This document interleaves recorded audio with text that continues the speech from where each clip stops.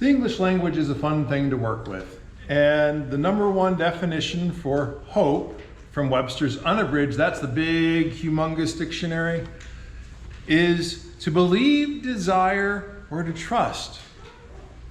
So if I said I believe that 1 + 2 = 3, that implies I have hope that at the end of the day, 1 + 2 will equal 3.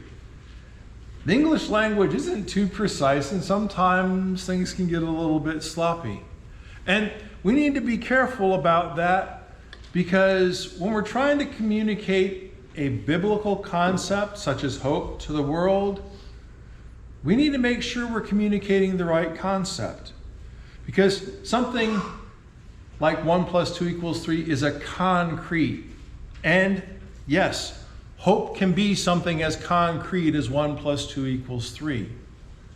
And at the same time, still have in there that little bit of wiggle room that says, unless.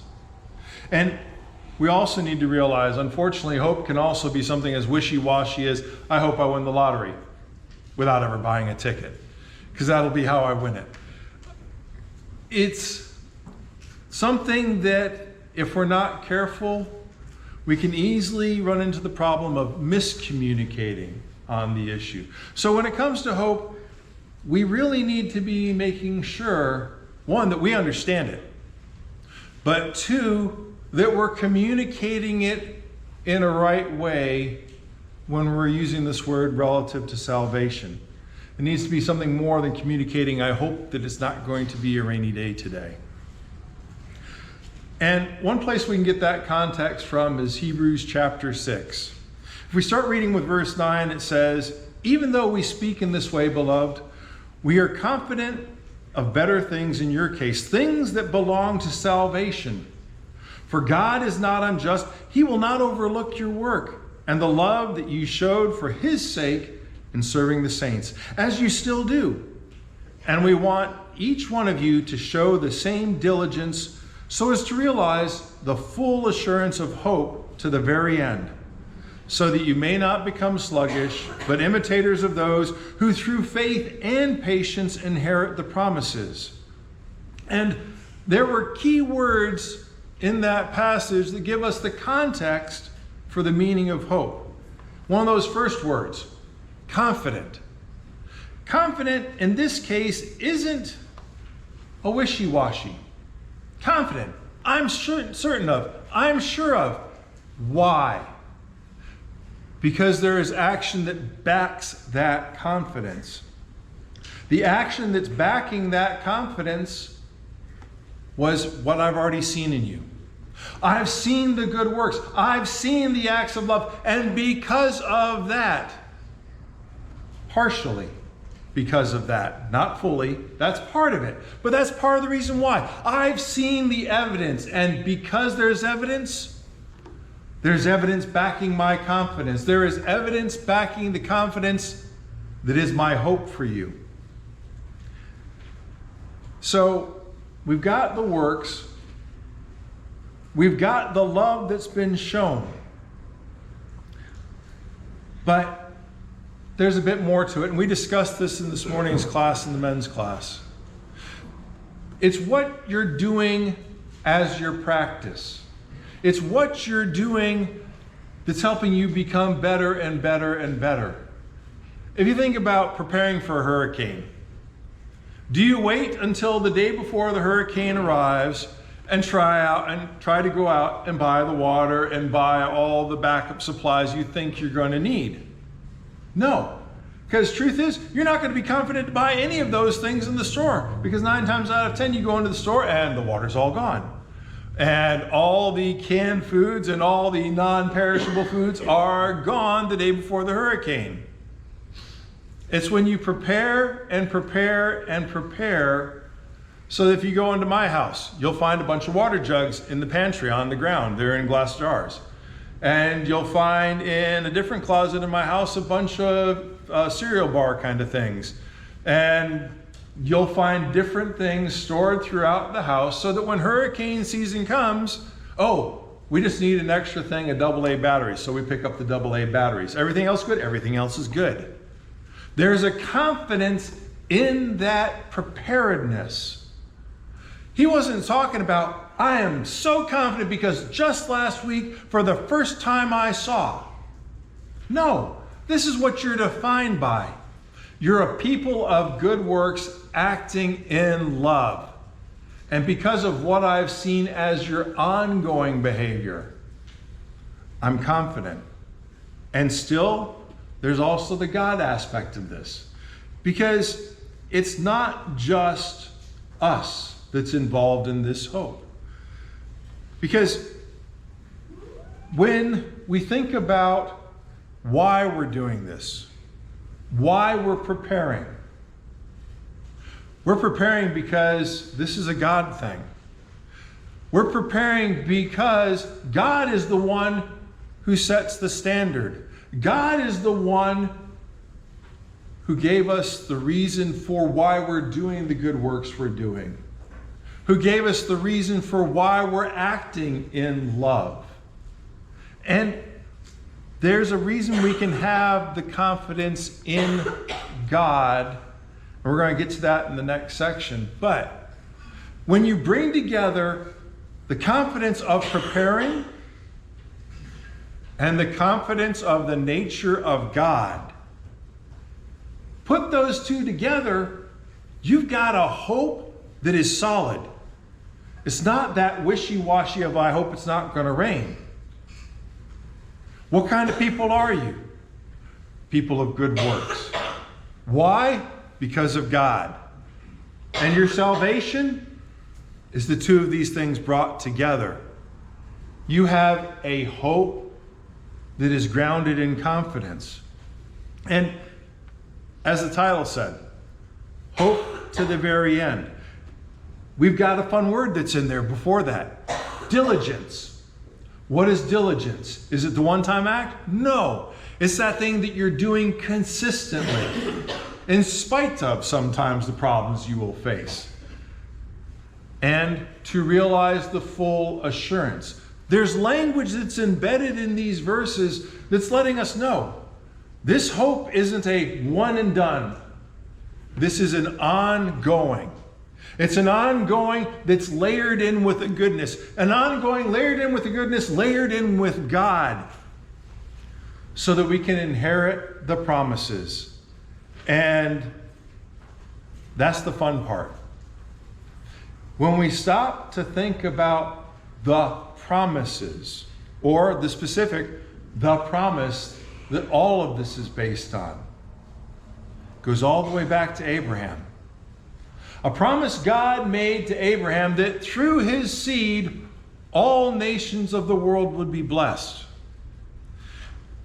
We sometimes forget about the significance of that. Because if I make a promise to John that 5 generations from now, his family will get $10 million from me, am I going to be around to do that? No, of course not. How much of a promise can any one of us make and expect to fulfill? My lifetime's about it for me. God didn't do a Abraham lifetime kind of promise. It went beyond Abraham, Isaac, Jacob. It goes on and on, 1,950 years approximately is the time between Abraham and Christ. That's a healthy amount of time. When we're talking about a promise here, we're talking about a faithful promise that was fulfilled both in the promise leading up, I will make of you a great nation. Abraham becomes Israel. He also fulfilled the next half. Through your seed, all nations will be blessed. How were they blessed? They were blessed by the sacrifice of Christ at Calvary, through which all of us have the hope of eternal salvation. So it's not just a hope on the softer side of that word. It's a foundational belief and conviction and understanding that for the God side, there's no question. God has come through like nobody's business. showing to us that there is a reason to not question his part of the equation. When we look at Hebrews 12:1, therefore, since we are surrounded by a great cloud of witnesses, let us lay aside every weight and the sin that clings so closely, and let us run with perseverance the race that is set before us. We already heard a little bit of that, because it said, don't become sluggish. We heard the warning. Why is the word hope correctly being applied in this passage? God's part, sure. There is no question. If God has said it, the fact that he said it 2,000 years ago through his son, if he can keep it for 1,950 years, I don't think 2,000, 3,000, 4,000 is going to be a problem for God. The reason why hope was applied to our salvation is because of our part. Just like it says here. We've got to run with perseverance that race. We've got to compete to complete. We've already identified the weakness that can come into this equation. It comes in on our part if we allow it. It doesn't come in a way where we don't have a choice about it. And it sort of, I don't know, grinds me is the politer way to say it. When we talk about our eternal salvation, and if on that final day, if, whole lot of ifs get thrown in, there's no if on the God side. And there's no if on our side if we're striving to work with God God's way. We don't accidentally fall out. There's not anything going to be thrown up against us that forces us out. That if is only there when we decide to make it something less than what it should be. There is no if about our salvation. When we are convicted to act on what God has offered. Because who here is comfortable with the idea of, I'll give you $5,000 if you can get out of this building before I gun you down? That's not a polite if. That's like saying, you can get into heaven if you can make it out of this world with your Christian conviction. And a lot of people take that second statement exactly the same way as the first. Well, I don't know if I can make it out that door before. I don't know if I'm going to make it through this life striving to be a good Christian all of my life. One, do we have that little faith in God? Because, like John said during the communion service, we're talking about God who jealously desires each and every one of us. If I am willing to say, you know what, God, I am going to strive every day. And you and I both know I'm going to fail some days, God. I want your help in getting back up. I am going to do my best. I'm not always going to get it perfect, but I'm going to keep trying, and I'm going to keep trying, I'm going to keep trying. God isn't the one that's going to pull his hand back. When I fall, God is not pulling his hand back. He's there to help me right back up. When I face temptation and I fail, he didn't say, oh, okay, Rich, you're in the lost category right now. No. He knows that's going to happen. And yet he is still faithful. to help me get back on track. There's been an interesting discussion of God doesn't hear the prayers of a sinner. That's true. But the word sinner there implies the person who has taken it on for their vocation. They are a sinner not because they have stumbled, but because they have given themselves over to sin. As long as I am willing to stay in the battle, no matter how muddy and bloody and sinful I might look, God is faithful to carry me through when I don't think I can. This hope isn't about God failing me, even when I fail myself. The reason the word hope is there is when I wad it up and throw it out. I didn't accidentally let it go. I chucked it. Paul is saying, I hope for you. The salvation that I hope for you isn't because I'm worried about God. Isn't because I'm worried about what you've been taught. Isn't because I'm worried about what you've done. I'm worried that because we are human, some of you will one day decide, you know what? That sin that he's already mentioned just looks too good. And because we allowed that hindrance to hang around, the word sluggish is there, hindrance, same concept. What does sin do? It weighs us down. The hope he's talking about isn't a weakness of God.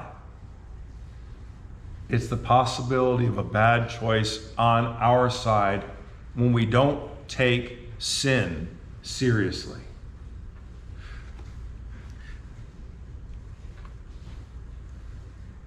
Like I said, so that you may not become sluggish.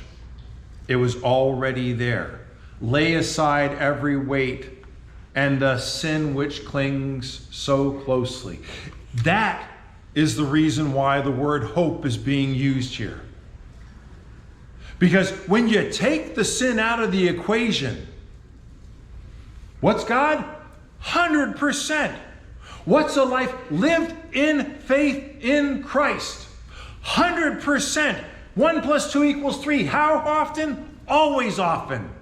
A life lived in faith with God, it's always there. And it's not because my life lived in faith was tongue-tied. My life lived in faith was lived in perfection. I am perfected by the blood of Christ. God is there to empower and to enable me to overcome sin if I take it serious and strive against it. Continuing on in chapter 6 with verse 13. When God made a promise to Abraham, because he had no greater by whom to swear, he swore by himself, saying, I will surely bless you and multiply you. And thus Abraham, having patiently endured, obtained the promise. It happened. We can look at it and know it. Oh, majority of the world knows it. Because guess what? Israel's still around. It's still a nation today. It hasn't just vaporized and gone away.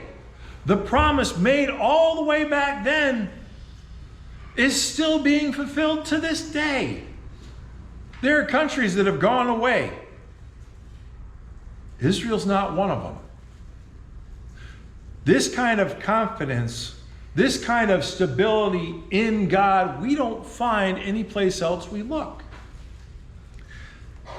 We've got to realize it's not just talking about how good and how right and how constant God is.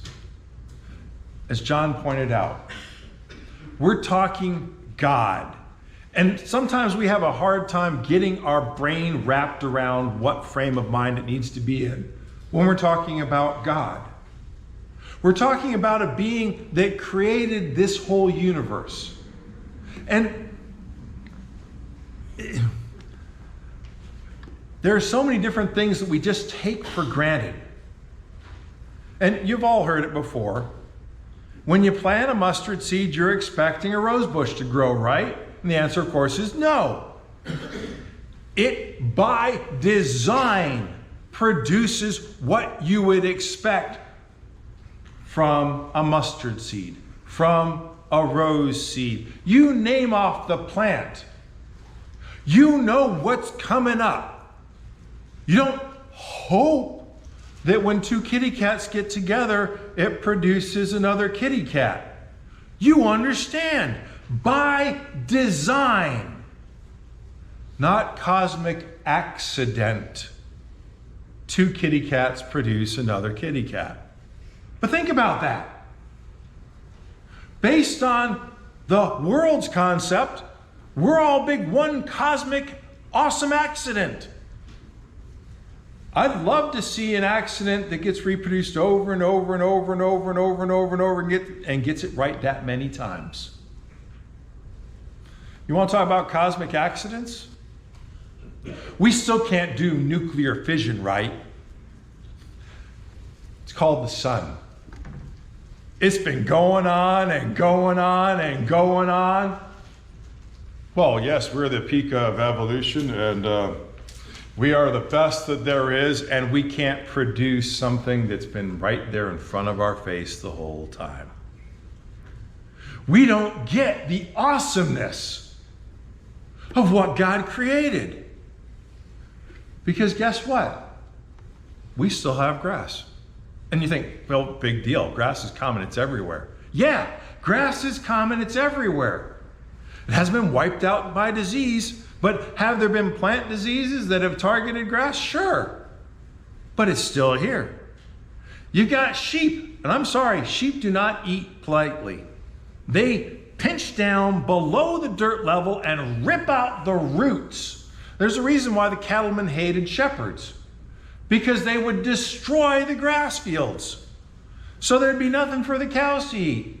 But you know what? In spite of there being sheep on this planet, we still have grass. There are so many things we look around and take for granted and don't think about in spite of disease, in spite of bad behavior. It's all still here and going.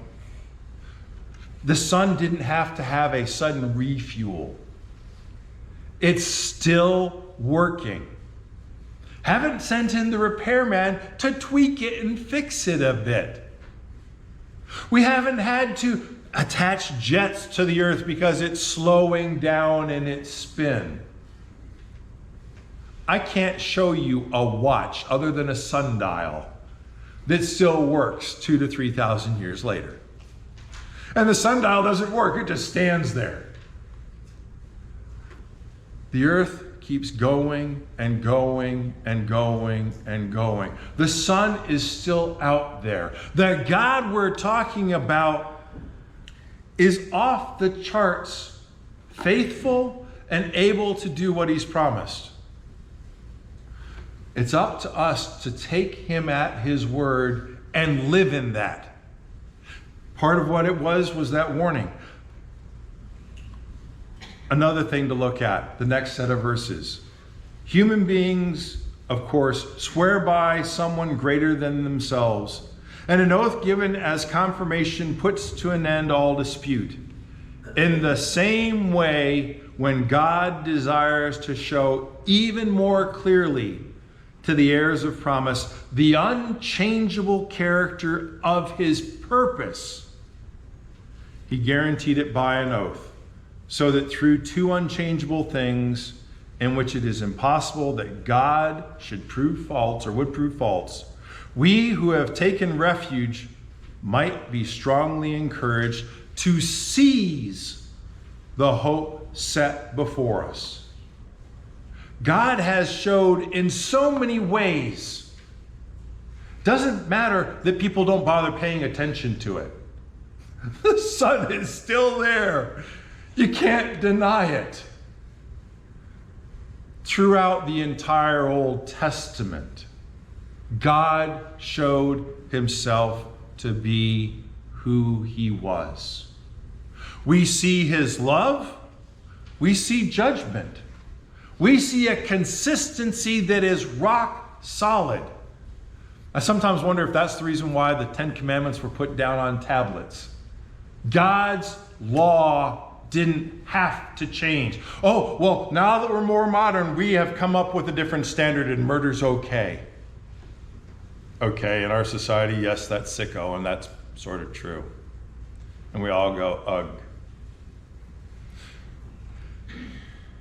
God's unchangeable sees the hope. The hope that we're being offered here isn't a wishy-washy. It's a God-level opportunity.